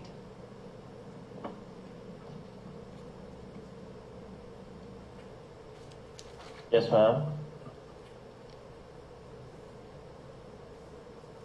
In 1987, in the Supreme Court of Bermuda, number 11, between Grace Charlotte Philip Oates, plaintiff, and Joseph Soares Figueredo, defendant.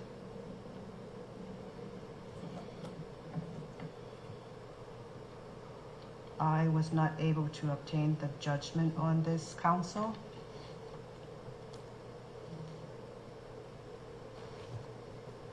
But here is where my great aunt, Grace Charlotte Philip Oates,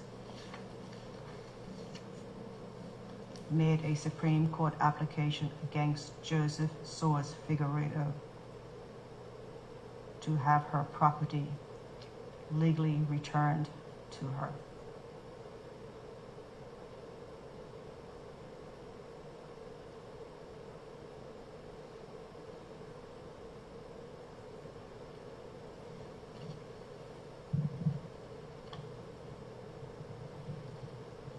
Thank you.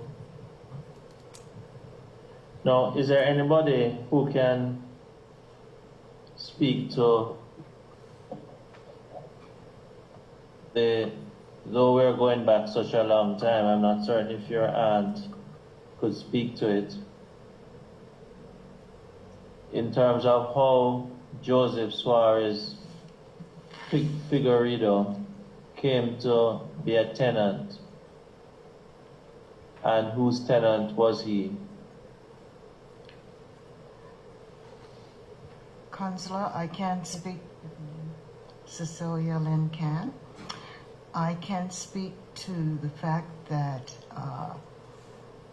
I remember, as far as I can remember, he moored his boat at the property, and the property at that time, I remember it being used by Mr. Soares. He was, living there, and I know he did maybe some more jobs like mow the grass and that sort of thing, but that's a normal thing if you're renting someone's property. And I do know that Aunt Charlotte Oates always said that that was her homestead. That I do remember. Thank you.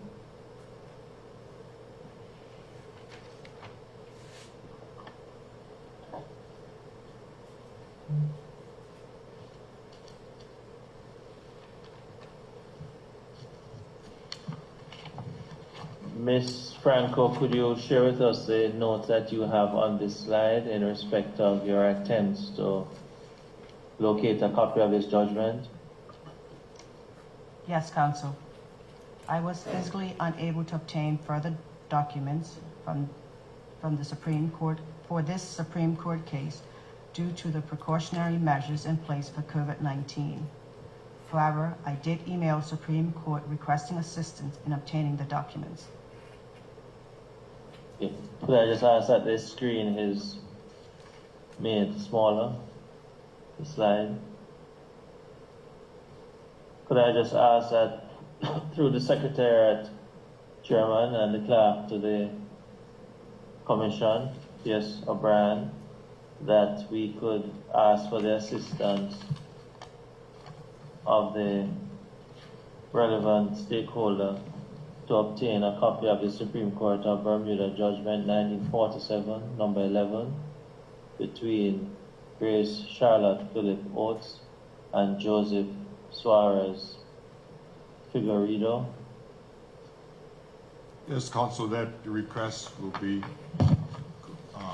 granted.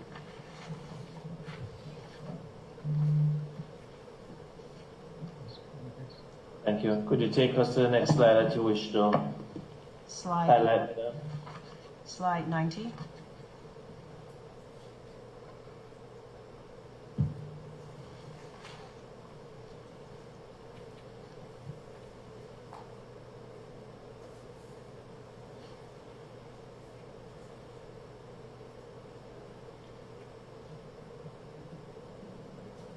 You may proceed, madam. Slide 90 represents the property in question, number 11 Boyce's Cove, Pembroke. Dated Monday, January the 6th, 1947, a note written in the handwriting of Grace Charlotte Phillip Oates states, Lawyer Hallett got Mr. Swan to survey 2 parcels of land in 3 lots. 1927, it was not sold, was rented. 1929, 1930. Now, this note written in the handwriting of Grace Charlotte Phillip Oates, who identified this handwriting as that of being Grace Charlotte Phillip Oates? My grandmother, this notebook was handed to my grandmother, and part of her notes that I have, this is what I found, and this is in the handwriting of Charlotte Oates, and I will proceed further to the next slide to validate it. And just before you go further, who handed this diary, this book? This diary belonged to my great aunt Grace Charlotte Phillip Oates, and it was given to my grandmother, Margaret Genevieve Hollis, and the documents in helping me to put together this presentation, this was found amongst it. Thank you. You may proceed, madam. On page 90, slide 91, dated Wednesday, January 15th, 1947, a note written in the handwriting of Grace Charlotte Phillip Oates states, how Soares got the deeds. He has in his possession with the others. I never draw them out from any lawyer's hands to give to Joseph Soares' hands. I would like to be informed how he got them without me being present to draw them out. Signed, Charlotte Oates.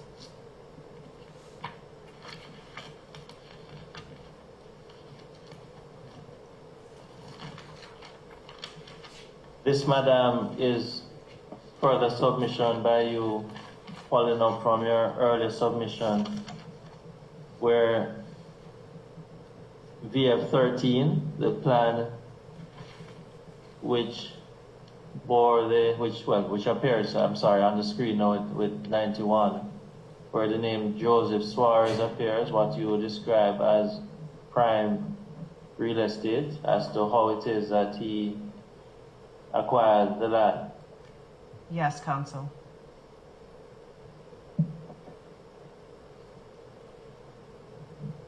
Counsel, I would also like to note that her signature on slide 91 can also be verified on her will that I presented earlier.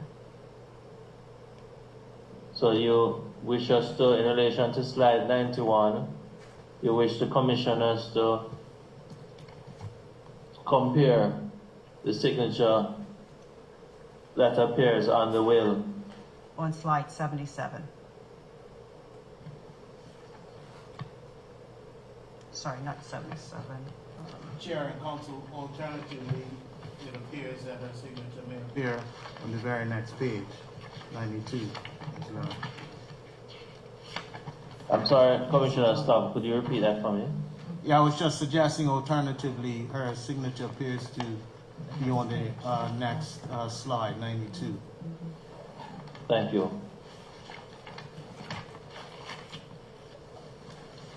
You agree with that, Ms. Franco?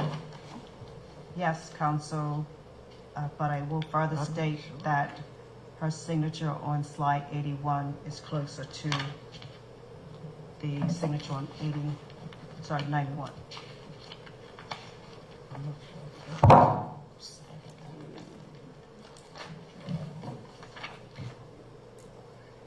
Can I ask your secretary just to take us back to slide 81, please? Thank you.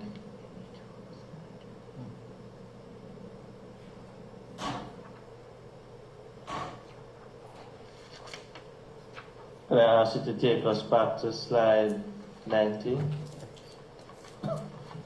91.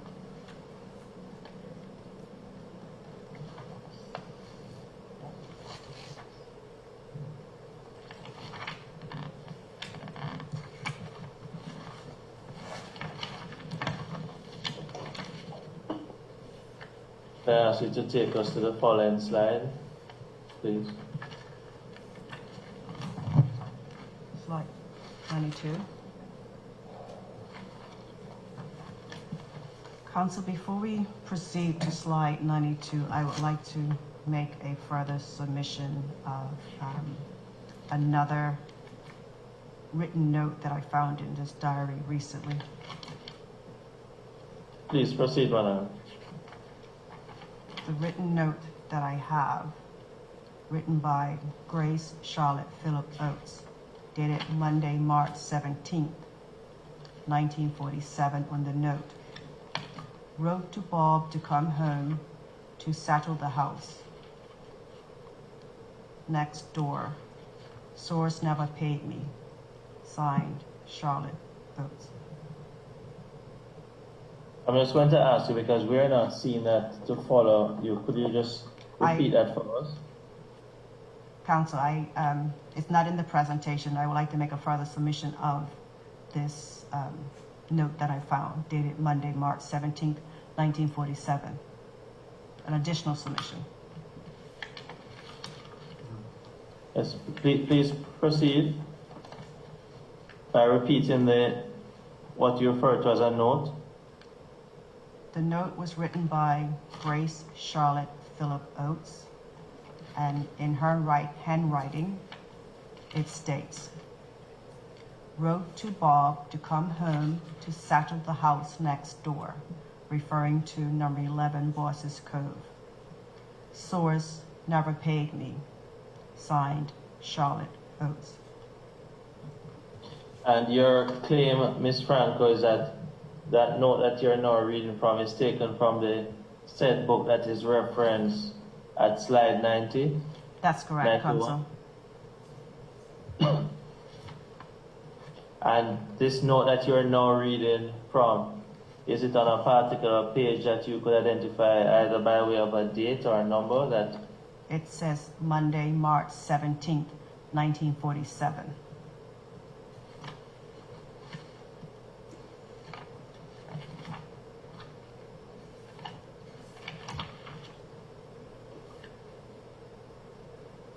I'm just going to ask you to allow the secretary to make a copy also of that page. Is that the only page that you wish now to add by way of submission? Yes, Council. As new evidence, madam? Yes, Council. Just going to ask that you could have the secretary show the book to the commissioners. If it could just be shown to them now, please.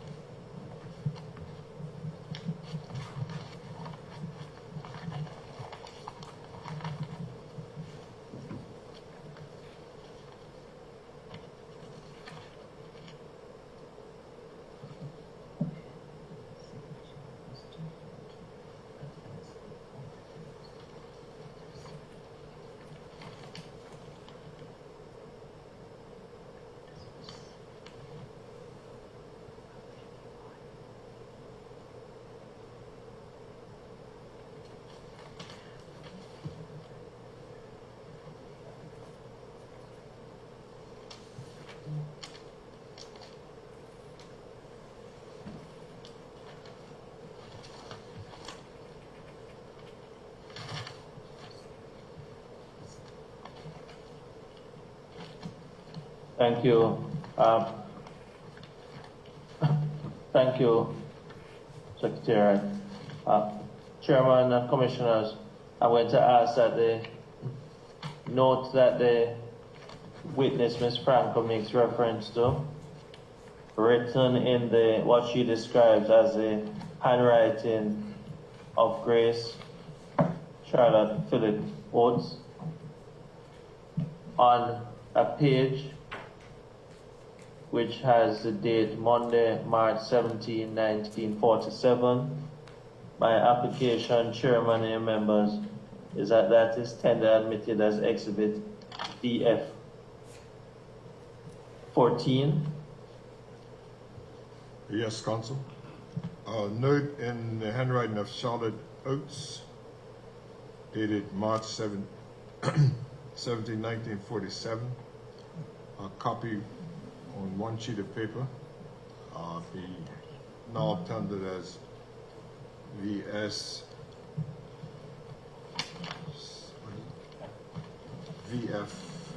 14. 14, yes, VF 14. Thank you.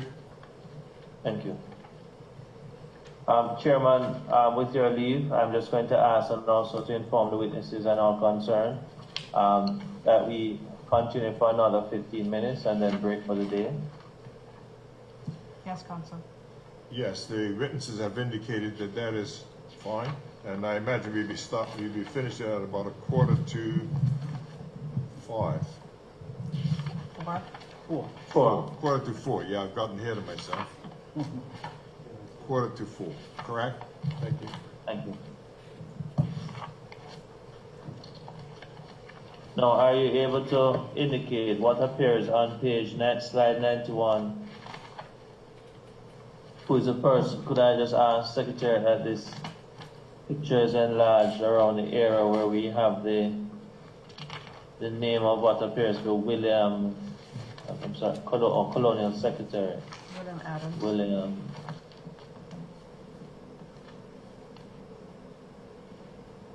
Just about the date. Thank you.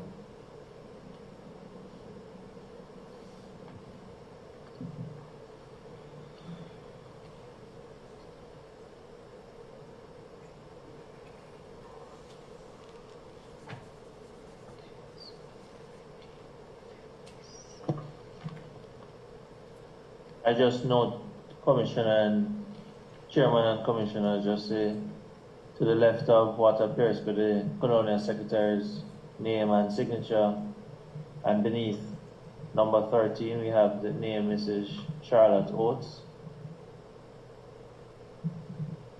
Yes, we noted that, Counsel.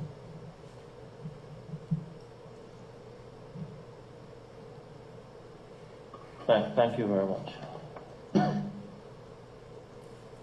You may proceed, Ms. Franco. What slide would you wish to draw the Commissioner's attention to next?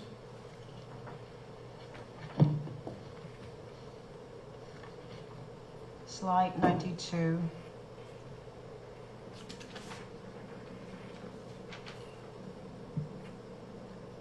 A list of documents in the possession of Oates, Gray, Charlotte Phillip, dated May 1964. Just this reiterates that Aunt Grace Charlotte Phillip Oates is in possession or owner of the mentioned properties on this list. Thank you, Madam. We should proceed to the next slide. Slide number 93.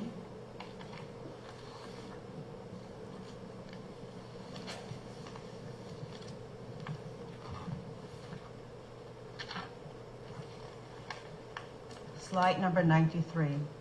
The conveyance cover for a parcel of land at Bosses Cove in Pembroke Parish, dated the 3rd of July,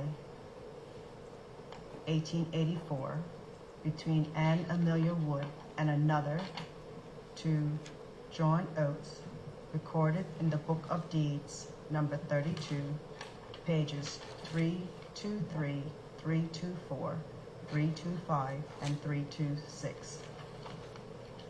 I have the original title deed in my possession. And by stating that you have the original title deed, in your possession, what exactly are you saying or wish to say in relation to the transaction, ma'am? This refers to number 11 Bosses Cove. This also... And by virtue of the fact that you have the original title deed, are you challenging the conveyance, ma'am? Yes, counsel. The validity of it? Yes, counsel. Thank you.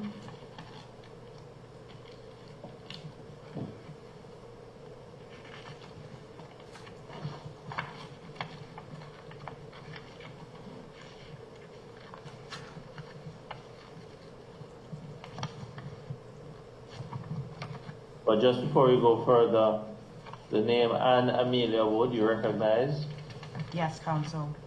to be who? She was my great-great-great-grandmother.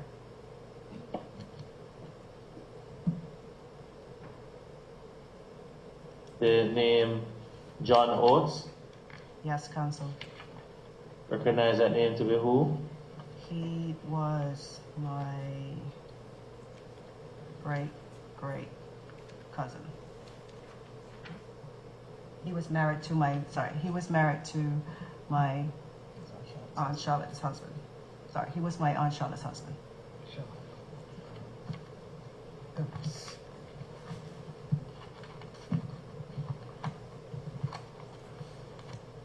But this document, that conveyance that you referred to, it without more, and I think I'd like us to go through the document.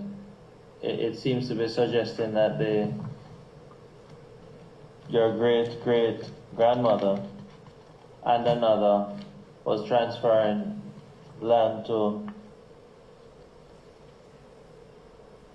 My great her uncle. husband. Yes, my great uncle, the husband of my great aunt Charlotte.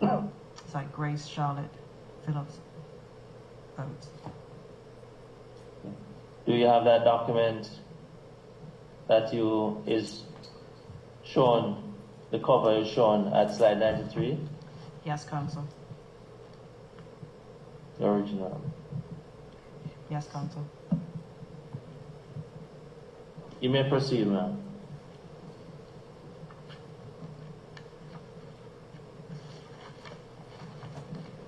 As I mentioned earlier in my presentation, my great-great-grandmother, Anne Amelia Wood, died in testate, but before her death, she had transferred by this indenture to her. She owned the property with her husband, Richard Wood, my great-great-grandfather. They transferred this property to John Oates, who was the husband of my great-aunt, Grace Charlotte Philip Oates. And on his death, in his will, which we learned about earlier, his estate went to his wife, Grace Charlotte Philip Oates. So that's what I'm trying to understand in terms of what you have indicated as a challenge to the validity of this conveyance. So I'm trying to understand. You already said you are challenging the validity of this conveyance. Is there anything further you can expand as to why then you're saying that it passed by way of intestacy? So for that reason, you're saying that this conveyance is not valid, is that it? No, the conveyance is valid, but the ownership of the property number 11 Bosses Cove is being challenged. Okay. And just for completeness, you're saying that this conveyance is valid. However, the ownership by who? The ownership present today and everyone before them. Okay. I now understand what you're saying. Okay. Thank you.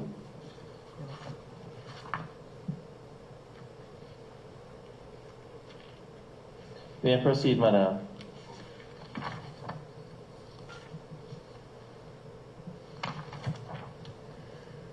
Council, we can proceed to page 113.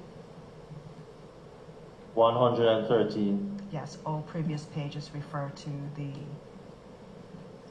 deed.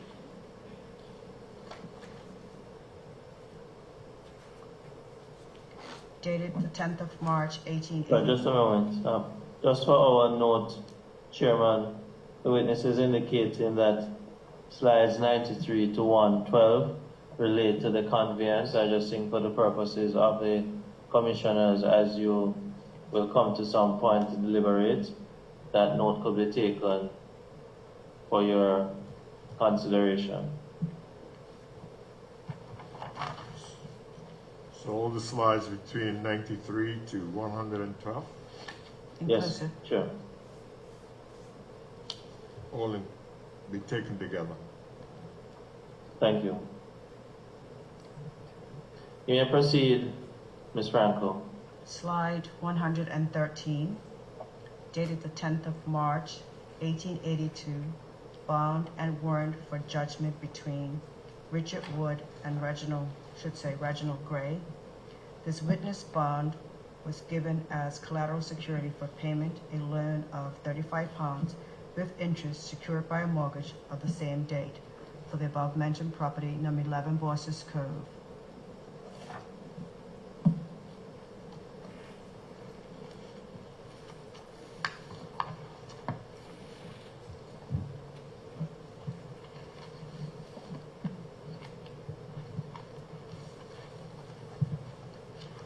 Any comment you wish to offer, ma'am? This is just for reference purposes, Council.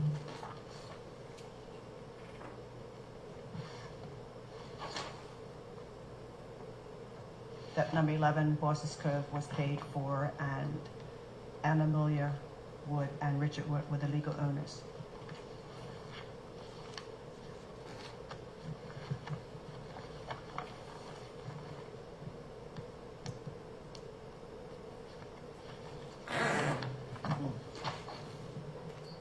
Thank you. Chairman, we are at slide 113. We Yes. are also at 3:45 in the afternoon in Bermuda. I wonder if you'd consider a convenient time for us to break. And I would propose at that time a new date and indicate a venue. Yes, Council, with the consideration of yourself and the availability of the witnesses, we would adjourn at this point and reconvene to continue the evidence of the witnesses in this matter, the Franco matter. I'm On proposing, Mr. Chair, I'm proposing Monday, which is the 22nd. 22nd, yes, Council. And it'll be a 10 o'clock start time at a new venue, the new venue being Willowbank. It wouldn't matter to you, Council, but it would matter to the witnesses and the rest of the commissioners and our secretariat. We'll be reconvening at Willowbank 10 a.m. on Monday the 22nd. Thank you, Chairman and Commissioners. Thank you to the witnesses and the Secretariat and also the technical support team. Control.